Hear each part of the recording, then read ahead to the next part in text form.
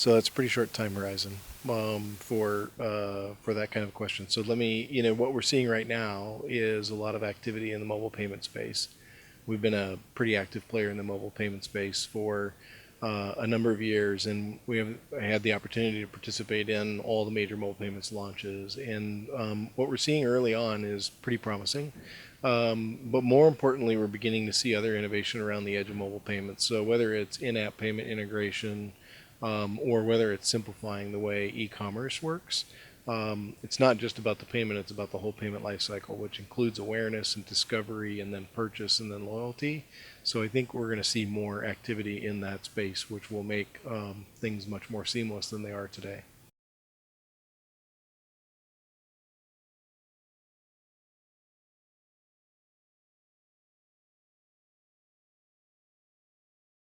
Oh yeah, great question. So first of all, we're not operating a VC arm, so we're not investing directly in companies for the most part. And however, companies that we partner with and we do pilots with will run through our vendor risk management processes.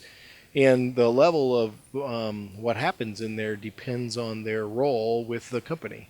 So if they're going to be part of a data system that includes customer information, then the way that that gets treated is much more rigorous than if they're playing a marketing role or a partnership role where they may not have customer information. So the answer varies, but they actually go through the same processes that any other vendor to the bank might, depending on the role that they play.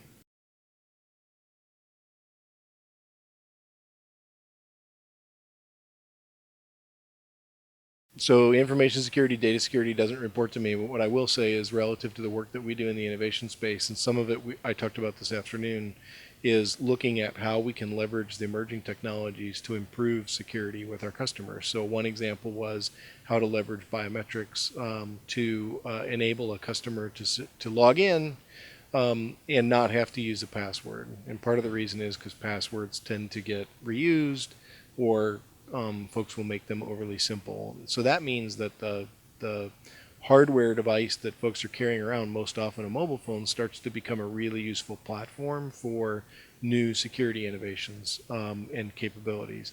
I don't know that I would say tokens are or hardware tokens are the next thing in coming back. They might be for certain use cases, and certainly we use them in certain places. But I don't know that that's a long term. Everybody's going to have one approach.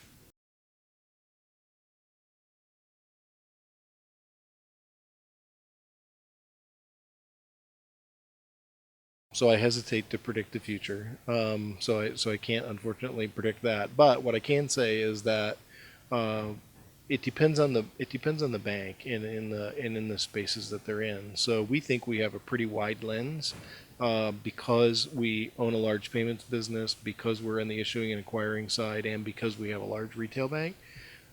So we think we have a pretty wide lens of the stuff that we're doing, whereas other financial institutions might not even be in those businesses. So to them, it may not be relevant. But if you look at the startup community and the activity that's happening, I find it hard to imagine that much is being ignored by somebody. There's somebody focused on just about everything out there. The hard part's finding them.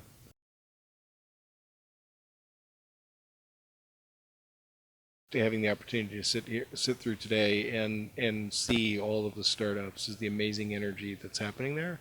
I think we saw some really interesting stuff both in retail and in fintech, and so it'd be interesting to look back a year or two from now and see how they've done. I think we'll see some really good successes.